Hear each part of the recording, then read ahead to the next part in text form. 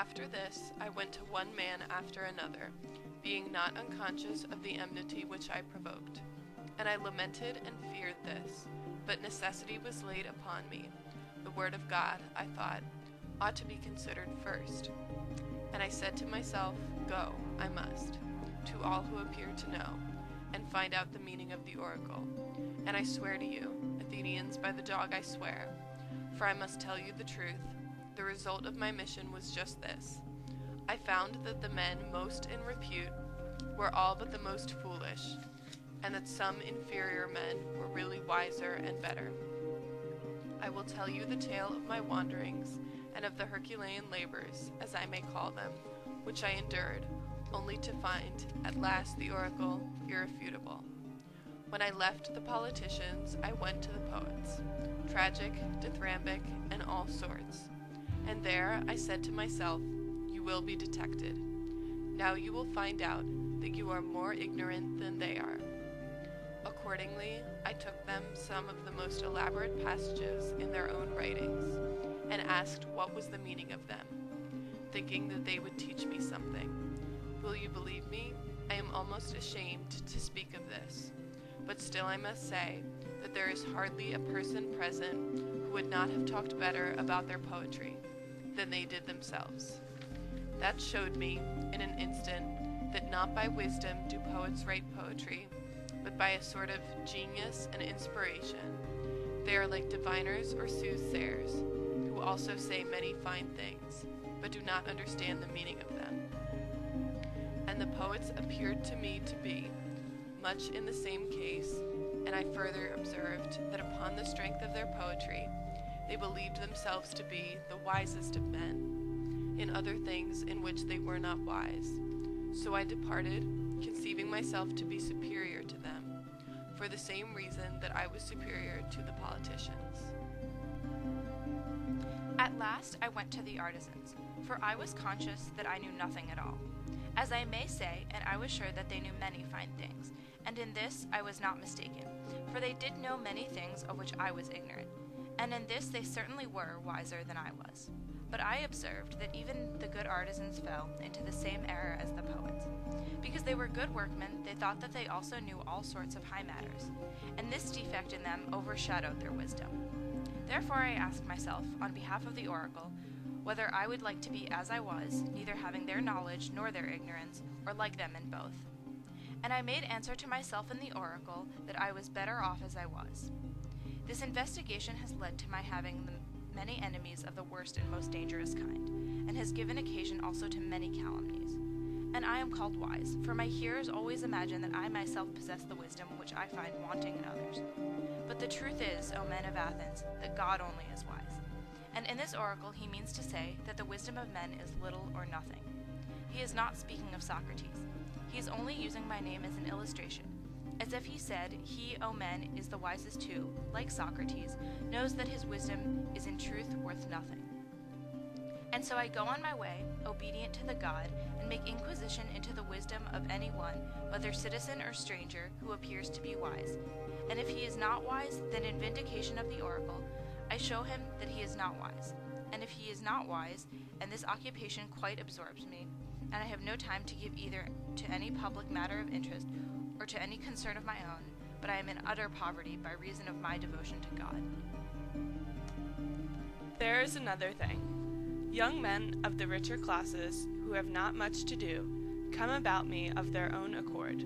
They like to hear the pretenders examined, and they often imitate me, and examine others themselves. There are plenty of persons, as they soon enough discover, who think that they know something, but really know little or nothing. And then there are those who are examined by them. Instead of being angry with themselves, are angry with me.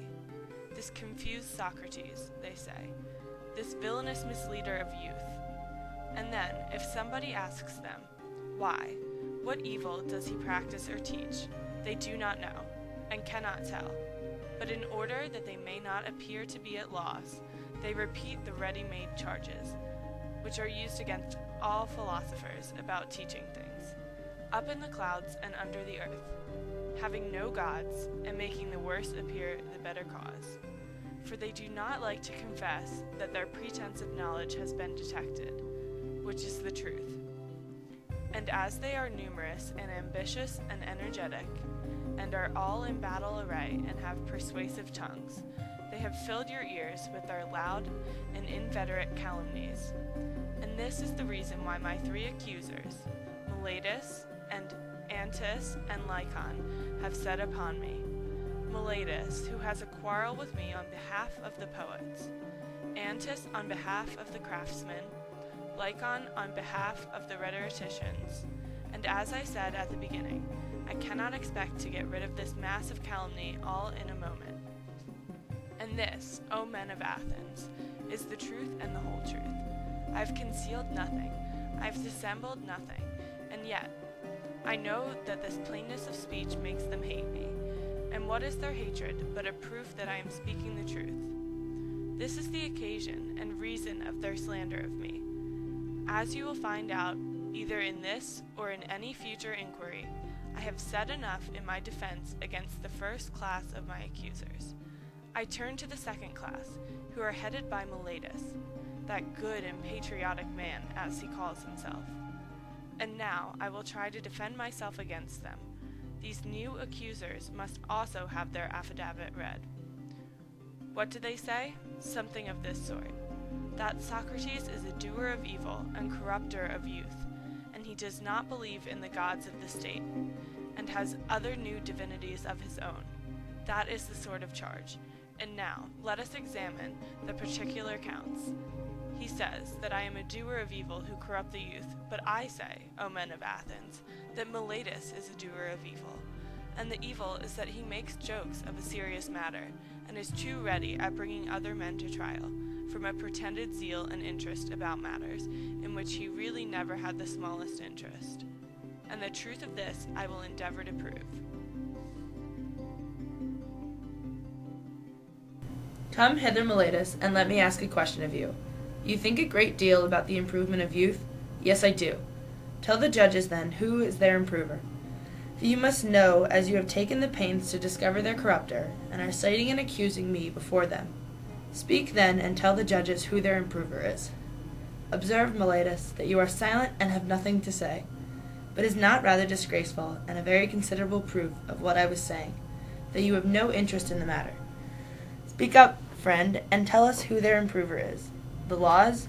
But that, my good sir, is not my meaning. I want to know who the person is, who, in the first place, knows the laws. The judges, Socrates, who are present in court? What do you mean to say, Meletus, that they are able to instruct and improve youth? Certainly they are. What, all of them, or some only and not others? All of them. By the goddess here, that is good news. There are plenty of improvers, then. And what do you mean to say of the audience? Or do they improve them? They improve them. Then every Athenian improves and elevates them, all with the exception of myself. And I alone are their corrupter. Is that what you affirm? That is what I stoutly affirm. I am very unfortunate if that is true, but suppose I ask you a question. Would you say that this also holds true in the case of horses? Does one man do them harm and all the world good? Is not the exact opposite of this true? One man is able to do them good, or at least not many. The trainer of horses, that is to say, does them good, and others who have to do with them rather injure them. Is not this true, Meletus, of horses or any other animals? Yes, certainly. Whether you and Antis say yes or no, that is no matter.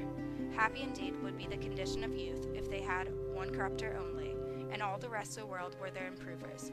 And you, Meletus, have sufficiently shown that you never had a thought about the young. Your carelessness is seen in your not caring about the matters spoken of this very indictment. And now, Meletus, I must ask you another question. Which is better, to live among bad citizens or among good ones? Answer, friend, I say, for that is a question which may be easily answered. Do not the good do their neighbors good, and the evil do them evil? Certainly. And if there is anyone who would rather be injured than benefited by those who live with him, answer, my good friend. The law requires you to answer. Does anyone like to be injured? Certainly not. And when you accuse me of corrupting and deteriorating the youth, do you allege that I corrupt them intentionally or unintentionally? Intentionally, I say. But you have just admitted that the good do their neighbors good, and the evil do them evil. Now, is that a truth which your superior wisdom has recognized this early in life? And am I, at my age, in such darkness and ignorance as not to know that if a man with whom I have to live is corrupted by me, I am very likely to be harmed by him, and yet I corrupt him too? But you have just admitted that the good do their neighbors good, and the evil do them evil. Now, is that a truth which your superior wisdom has recognized this early in life? And am I, at my age, in such darkness and ignorance as not to know that if a man with whom I have to live is corrupted by me, I am very likely to be harmed by him, and yet I corrupt him, and intentionally too? That is what you are saying, and of that you will never persuade me or any other human being. But either I do not corrupt them, or I corrupt them unintentionally, so that on either view of the case you lie. If my offense is unintentional, the law has no cognizance of unintentional offenses.